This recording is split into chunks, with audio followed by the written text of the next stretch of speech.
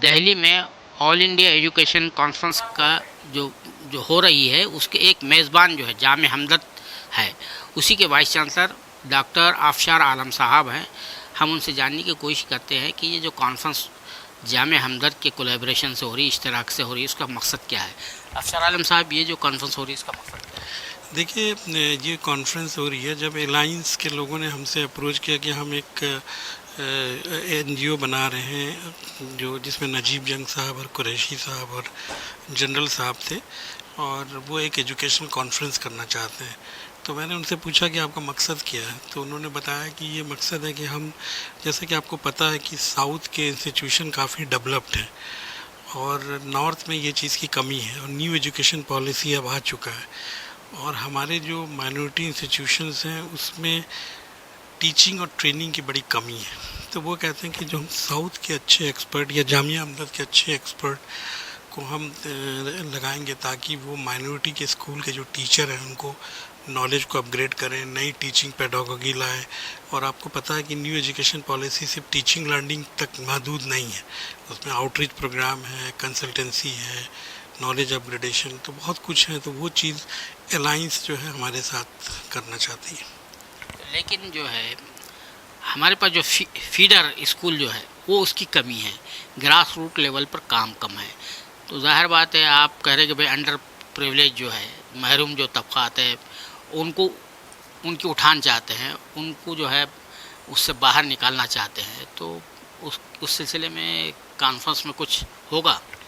देखिए, कॉन्फ्रेंस में काफ़ी बड़े बड़े जो वाइस चांसलर रह चुके हैं, प्रेजेंटली चांसलर हैं, एक्सपर्ट्स हैं सब्जेक्ट के, गवर्नमेंट से, अच्छी यूनिवर्सिटीज़ से आए हैं। तो वो अपना एक परसेप्शन बता रहे हैं कि हायर एजुकेशन या प्राइमरी एजुकेशन या वोकेशनल एजुकेशन या इवन टेक्निकल और मदरसा एजुकेशन इस वक्त कहाँ पे है।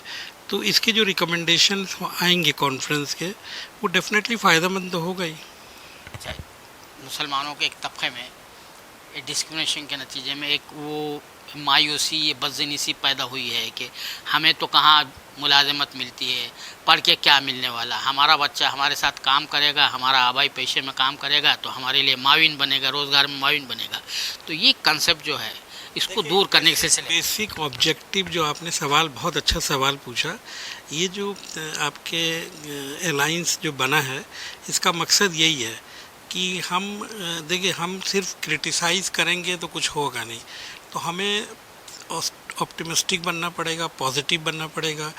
और जो हुकूमत की बहुत सारे अच्छे स्कीम्स हैं जो माइनॉरिटी इंस्टीट्यूशन को पता ही नहीं है, तो जैसे जामिया हमदर्द एक माइनॉरिटी इंस्टीट्यूशन है और हुकूमत के सारे अच्छे प्रोग्राम हमें मिलता है, हमें ग्रांट मिल रहा है, हमें कॉलेज ऑफ एक्सीलेंस भी मिला है, यूनिवर्सिटी ऑफ एक्सीलेंस भी मिला है, क्योंकि हम काम कर रहे हैं। तो इसी तरह जो बाकी के माइनॉरिटी इंस्टीट्यूशन है, अगर हमारी तरह काम करेंगे तो उनको भी मिलेगा। तो ऐसा कुछ नहीं है। ये मायूसी जो है ये गलत चीज़ है। मायूसी से बाहर आना चाहिए और पॉजिटिव होना चाहिए।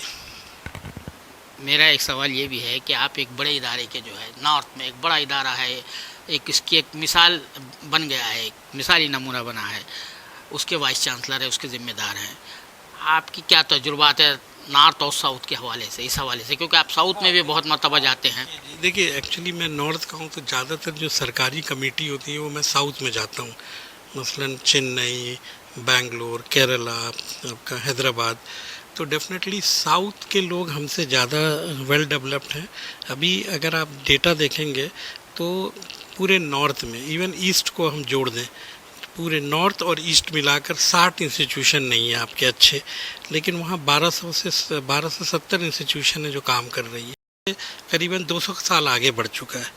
तो नॉर्थ को कम से कम साउथ से एक लर्निंग लेकर हम भी कर सकते हैं, ऐसा कुछ नहीं है। आप जानते हैं कि बिहार, यूपी और झारखंड को भी ले लीजिए, मगरब बंगाल को ले लीजिए, तकरीबन मुसलमानों की 55% पॉपुलेशन जो है इस बेल्ट में रहती है, और वहीं बहुत ज़्यादा वो ड्रैग बने हुए हैं। तो वो ड्रैग को जो है, ड्रैग जो बने हुए तो यही चीज़ तो मैं कह रहा हूँ ना कि मायूसी नहीं रखनी है, पॉजिटिव चीज़ लाना है। और हुकूमत जो आज जो प्रेजेंट हुकूमत है इनके भी बहुत सारे स्कीम है। आप जैसे मसलन प्रधानमंत्री जन कल्याण योजना एक माइनॉरिटी मिनिस्ट्री चला रही है, आपको पता है 4000 करोड़ रुपया बजट आपके लिए सिर्फ minority school upgradation, hostel, polytechnic, IIT सारे के लिए रखा है। लेकिन कहाँ, इन पता ही नहीं है लोगों को। तो जो हमारा मकसद ये है कि हम ये चीज़ बताएं, और हम लोग ऑलरेडी कर रहे हैं। जामिया हमदर्द एक मिसाल है। आज के डेट में अगर दूसरे सेंट्रल यूनिवर्सिटी से आप कंपेयर कीजिएगा तो जामिया हमदर्द में ज़्यादा आउटरीच प्रोग्राम होता है और एवरी डे एवरी वीक होता है। तो डेफिनेटली हम इसीलिए ये कर रहे हैं ताकि जो आज हिंदुस्तान के कोने कोने से लोग आए हैं वो देखें, हमदर्द को भी देखें, हमदर्द क्या कर रहा है, और अलायंस के भी से सीखें। तो ये हमारा। मैं यूपी के बहुत से शहरों में घूमा हूँ। वहाँ पर एक ख़ास बात ये देखने में आई कि हर जगह तकरीबन हर मेजर शहर में, सहारनपुर लो, ये लो, इस्लामिया इंटर कॉलेज के नाम से खुले हुए हैं। लेकिन वो किसी को 100 साल हो रहे, किसी को 75 साल हो रहे, किसी को 80 साल हो रहे, लेकिन जो इंटर कॉलेज थे, इंटर कॉलेज ही है, वो आगे नहीं बढ़ पा रहे। तो ये जो है इतने बड़े बड़े इदारे थे, उनके पास इतनी बड़ी बड़ी जायदादें हैं, ज़मीनात है, सब कुछ है, वो एक बड़े तालीमी इदारे में जो है तो तरक्की करके ये हो सकते थे, तब्दील हो सकते थे, वो नहीं हो रहा। तो इस सिलसिले में कुछ अलायंस की तरफ तवज्जो दी जाएगी कि ये इन इदारों को डेवलप किया जाए। शाही साहब आए हैं, वो उन्होंने ऑलरेडी अपने तकरीर में भी बोला कि अलायंस का काम ही कनेक्टिविटी करना है।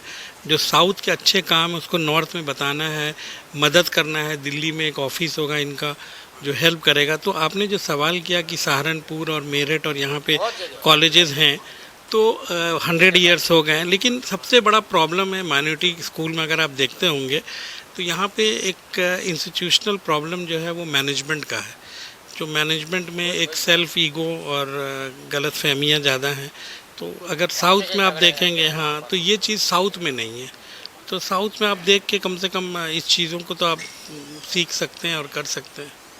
तो कोशिश है, बाकी आगे अल्लाह माने। आखिरी बात ये कि माजी में भी बहुत से कॉन्फ्रेंसें होती रही, मुख्तलिफ उन्वानात से होती है कॉन्फ्रेंसें, लेकिन उमूमन ये है, वो बहुत मशहूर है फ़ारसी का, निशिस्तन, गुफ्तन, बर्खास्तन। तो क्या ये भी कॉन्फ्रेंस? फ़ारसी के इस शेर को मैं नहीं मानूंगा इस वक्त, क्योंकि देखिए मेरे अभी 1 साल ही हुआ है वाइस चांसलर के लिए। मैंने 4 बड़े बड़े कॉन्फ्रेंस किए हैं और उसके नतीजे भी आए।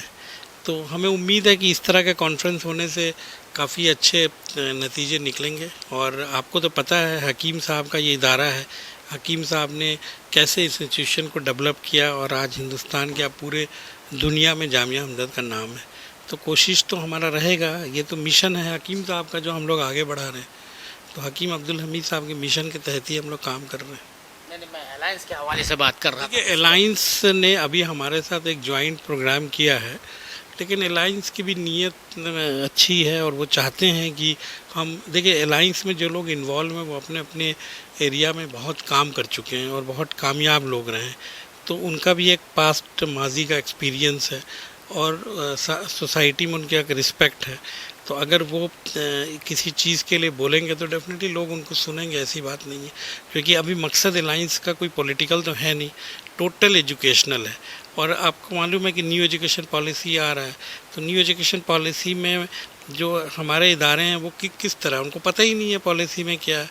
तो इसीलिए ये अच्छा एक काम है और इंशाअल्लाह इसमें कामयाबी मिलेगी। न्यू एजुकेशन पॉलिसी के हवाले से बात कही है आपने, तो अब ये जो है एक यलगार हो रही है, तहजीबी यलगार हो रही है। अब इस यलगार को रोकने के लिए आप लोगों ने कुछ इसमें कॉन्फ्रेंस के हवाले से या आपके एजेंडे में कोशिश शामिल की? देखिए, आप भी नज़र नहीं आ रही है, लेकिन बिल्कुल आप लगाइए। देखिए, आप हर चीज़ को नेगेटिव नज़र पे मत देखिए। न्यू एजुकेशन पॉलिसी में बड़ी अच्छी अच्छी चीज़ें हैं। अगर आप इसको पॉजिटिव लुक से देखेंगे तो बहुत अच्छा पॉलिसी है। और इसमें 4 साल का डिग्री कोर्स है, उसको आप चौथे साल अगर रिसर्च में अच्छा किए तो आप PhD डायरेक्ट कर सकते हैं। स्किल्स का ज़्यादा है, वोकेशनल एजुकेशन ज़्यादा है, डिजिटल मतलब आज का ज़माना, एक ऑनलाइन एजुकेशन है, ड्यूअल डिग्री प्रोग्राम है, ट्यून डिग्री प्रोग्राम है। ये सारे न्यू एजुकेशन पॉलिसी का, रिसर्च को कैसे आगे बढ़ाना है। तो देखिए, हायर एजुकेशन में कई बार आपने राधाकृष्ण रिपोर्ट देखा हो, उसके बाद आपके कोहली के कमीशन, कोटारी कमीशन आया, बहुत सारे यशपाल कमीशन आया। उसी तरह ये न्यू एजुकेशन पॉलिसी आई है, 1986 के बाद ये जो पॉलिसी आई है। तो 1986 के बहुत सारे पॉलिसी को हमने अडॉप्ट नहीं कर पाए। लेकिन ये एक उम्मीद है और हम लोग कर रहे हैं और हमने स्टार्ट किया है और हमें अच्छा नतीजा मिल रहा है। ये न्यू एजुकेशन पॉलिसी के बारे में तो आप पॉलिटिकल नज़र से मत, नहीं, पॉलिटिकल नज़र से नहीं ना, आप इसके मैनिफेस्टेशन देखिए कि जो सिलेबस है, स्कूल का सिलेबस है, वहाँ से क्या क्या चीज़ें निकाली जा रही है। जी, इसमें मैं कोई पॉलिटिकल आदमी नहीं, मैं इसका जवाब नहीं दूंगा, लेकिन आपको मालूम होगा कि 1995 में गवर्नमेंट ने वाशिंगटन अकॉर्ड को साइन किया, आउटकम बेस्ड एजुकेशन को। आज स्कूलों में तो थोड़ा कुछ लागू हो गया है, लेकिन पूरे सेंट्रल यूनिवर्सिटीज़, स्टेट यूनिवर्सिटीज़, बहुत सारे अच्छे इदारे ने आउटकम एजुकेशन को लागू नहीं किया है। तो न्यू एजुकेशन पॉलिसी कह रही है कि आप कोर्स आउटकम और प्रोग्राम आउटकम लागू करो। आप हर चीज़ में देखा जाएगा कि सिलेबस क्या है। देखिए, हम लोग खुद मुख्तार यूनिवर्सिटी अपना सिलेबस खुद बनाते हैं, ऐसी बात नहीं है। और हुकूमत में मुझे तो लगता है कि ये न्यू एजुकेशन पॉलिसी एक अच्छा पॉलिसी है, इसमें सब लोगों को आना चाहिए, उसको पढ़ना चाहिए और उसको इम्प्लीमेंट करना चाहिए। शुक्रिया भाई, बहुत बहुत शुक्रिया साहब। ये थे जामे हमदर्द के वाइस चांसलर डॉक्टर अफशार आलम साहब, जो ये बता रहे थे कि ये जो कॉन्फ्रेंस हो रही है इनके यूनिवर्सिटी के कैंपस में हो रही है, ये निशिस्तन गुफ्तन बर्खास्तन नहीं होगी, बल्कि इस पर कुछ ना कुछ अमल होगा। कैमरामैन जीशान राय के साथ मैं अब्दुल बारी मसूद, नई दिल्ली।